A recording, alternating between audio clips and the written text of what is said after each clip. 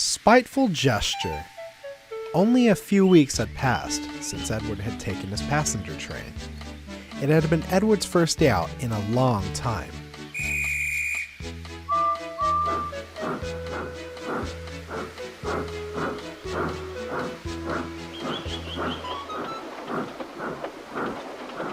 And almost all the engines had given Edward their full support.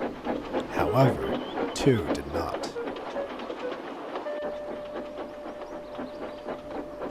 Gordon and 98462 were quite displeased with Edward. 98462 was one of 3 engines brought by the Fat Director to the railway on trial. He didn't have a name, just a number. He and Gordon had a great deal in common. They were both rude and cocky. However, unlike Gordon, he never seemed to know when enough was enough.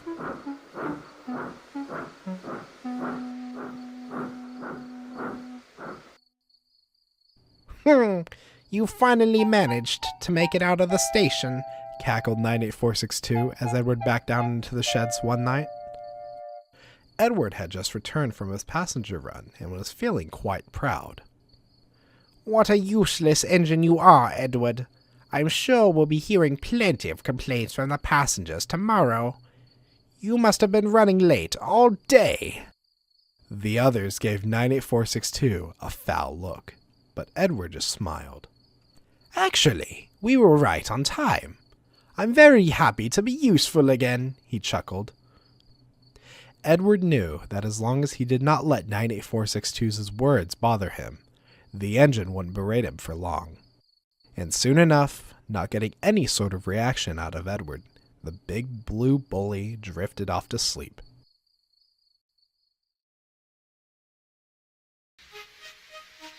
As Edward was now working regularly on passenger trains, the Fat Director extended the timetable to run later into the evenings.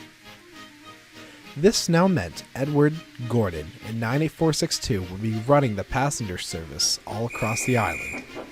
Edward had his doubts, but was determined to work his hardest.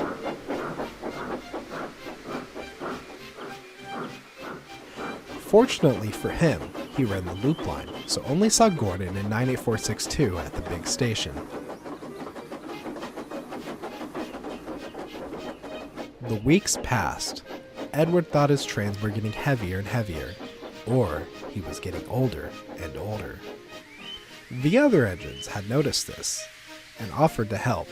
Ooh. No thank you, panted Edward. You have your own trains to manage. We can't upset the Fat Director's timetable.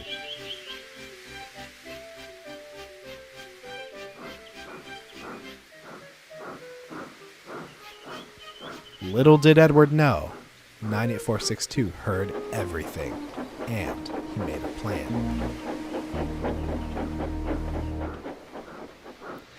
Edward arrived at the big station to collect his first passenger train. When he arrived, he saw that there were no coaches. Thomas must have woken up late again, he thought.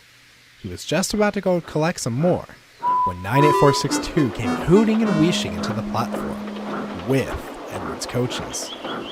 No need to fret, he said snootily. I'll be taking your train today. We mustn't upset the Fat Director's timetable. He laughed loudly as the guard blew his whistle and set off.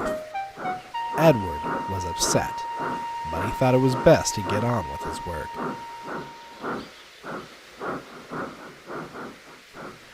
That evening, Edward was backing into his berth, as 98462 was boasting loudly.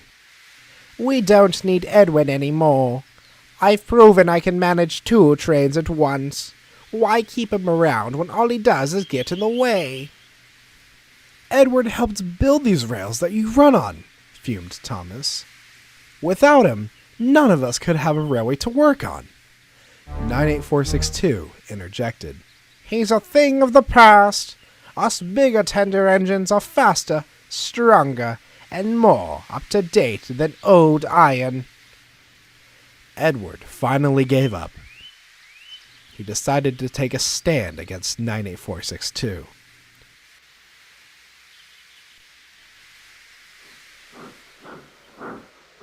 The next morning, he woke up earlier than usual to collect his coaches and make it to the platform before 98462. The yard was silent, and Edward felt sure he had beaten him. And what do you think you're doing? Fussed 98462. Edward tried to sound brave. Collecting my coaches from my passenger train. I don't think so, 98462 growled. You're nothing but slow and old. You are going to sit in the shed and wait to be sent away. Or even better, scrapped. Before Edward could say another word, 98462 backed down onto his line and coupled up to his coaches. Edward's heart sank, but not for long. And just what do you think you're doing? Bellowed a familiar voice. It was the fat director. Collecting my train, sir, 98462 replied, trying to look innocent as he could. From what I've just seen, that is not the case at all. I've had passenger complaints saying they were taken to the wrong stations, and fellow workers complaining about your treatment of others. 98462's face turned white as a ghost. My engines, the fat director went on, work hard and help fellow engines.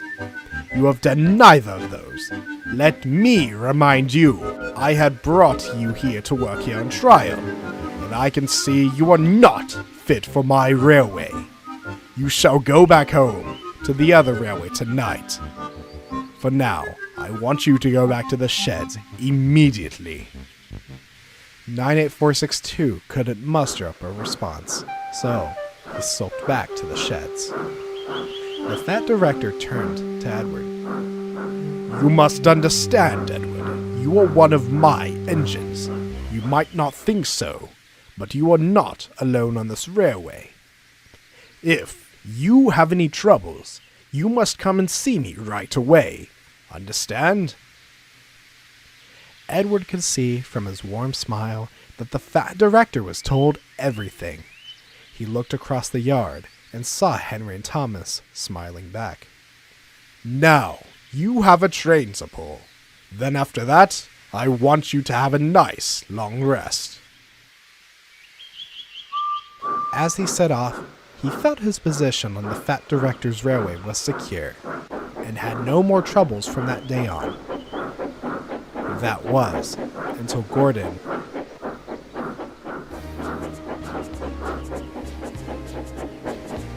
I mustn't say any more, or I shall spoil the next story.